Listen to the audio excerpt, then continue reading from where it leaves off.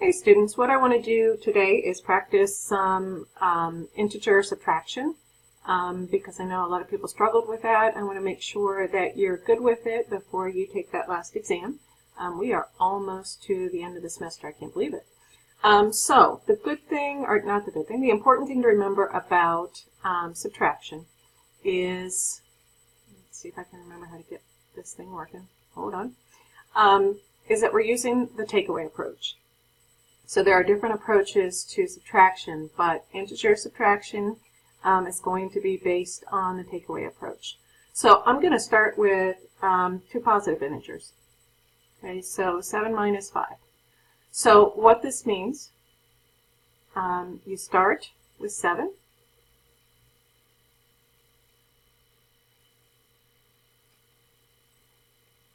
And then the subtraction is take away.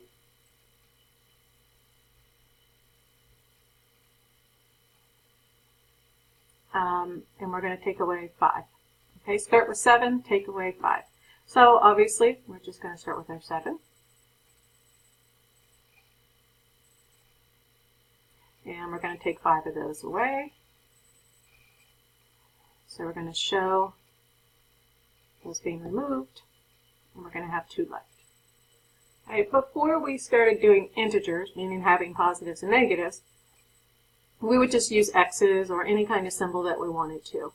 Now that we're going to be doing positives and negatives, it's going to be important for us to keep track of those. So this problem, if we're thinking in terms of positives and negatives, is going to be 7 positives. So I'm going to start with 7 positives, and I'm going to remove 5 positives. Okay. So this minus sign is saying the take away. This number here is positive, so I'm taking away 5 positives.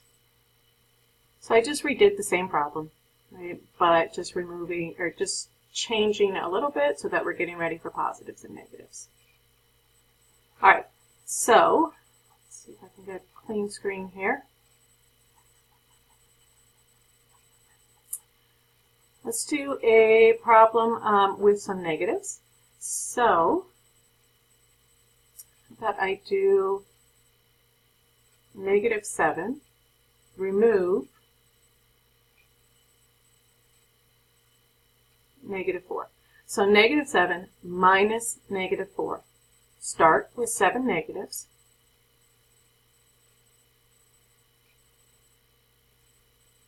Remove, so that means I'm going to take 4 negatives and remove them.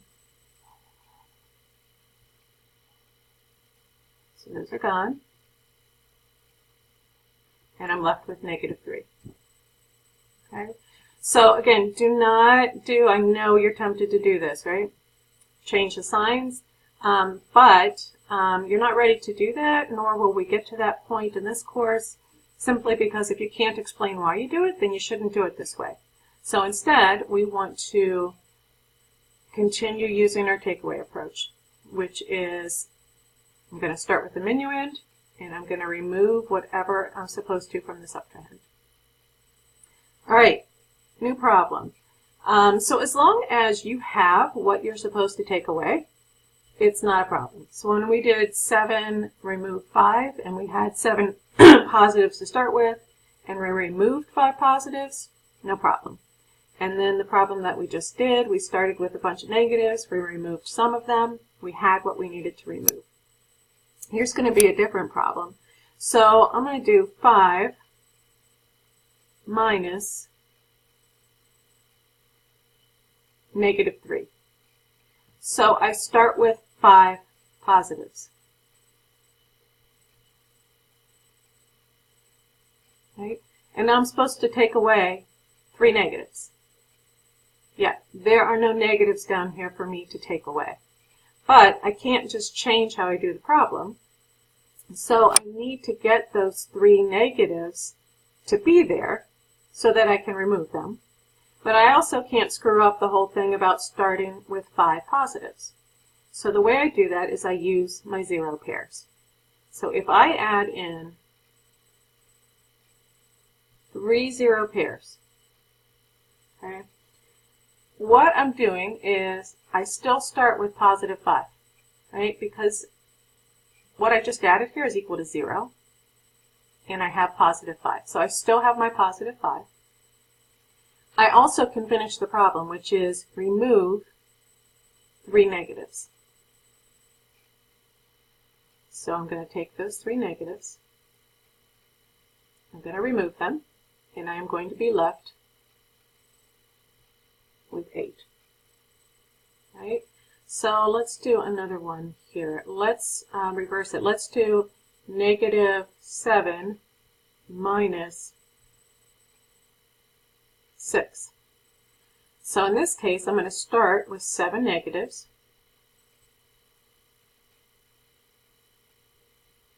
Supposed to remove 6 positives. I don't have any positives. So I'm going to put them in, but I'm going to put them in as 0 pairs because I still need to have the same starting point, which is negative 7.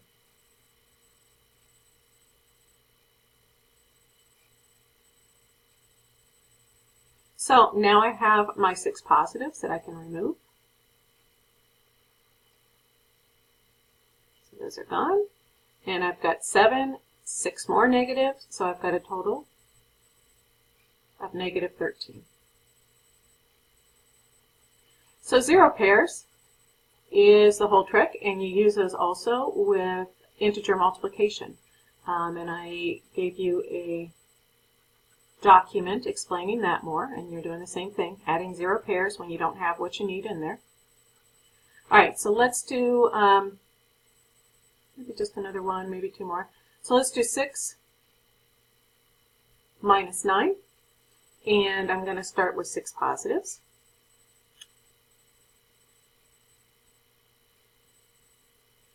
And I'm supposed to remove 9 positives. So there's 2 ways you can do this. I'll do this twice. So I need 9 positives to remove, and I only have 6 of them. So if I want to, I can just add 3 more, and then I will have the 9 that I need to remove, and I'll have negative 3 as my answer.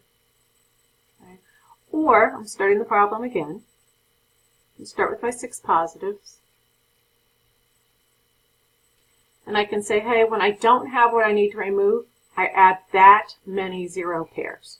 So I add 9 0 pairs.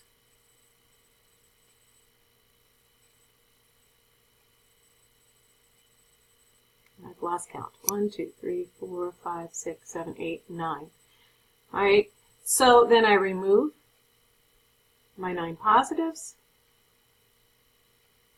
So these are out. And then I've got a little bit of work I have to do to get my answer. So I have to check out these 0 pairs. Right, so there's 1, 2, 3, and this is getting messy, sorry. So what I've got left here, these 0 pair out, and I'm still going to get that same answer of negative 3. So on the top one, I added just enough positives as 0 pairs so that I'd have the total of 9 that I needed. On the bottom one, I just kind of kept standard, which is what we had done before. I start with the minuend. If I don't have enough to remove, then I add that many negative pairs, and then I remove, and then I'm going to have to do some simplifying. Okay? So hopefully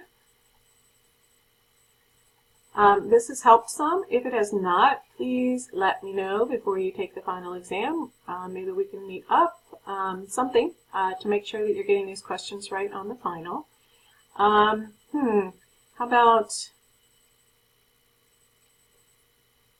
okay, lousy drawing. How about an Easter egg for you? Let's see how many people actually watched the video. So, by the last day of finals week, right? Send me an email. And all you have to do in the email is say, happy summer. Okay? Give you some extra credit for watching the video. Thanks a lot, guys.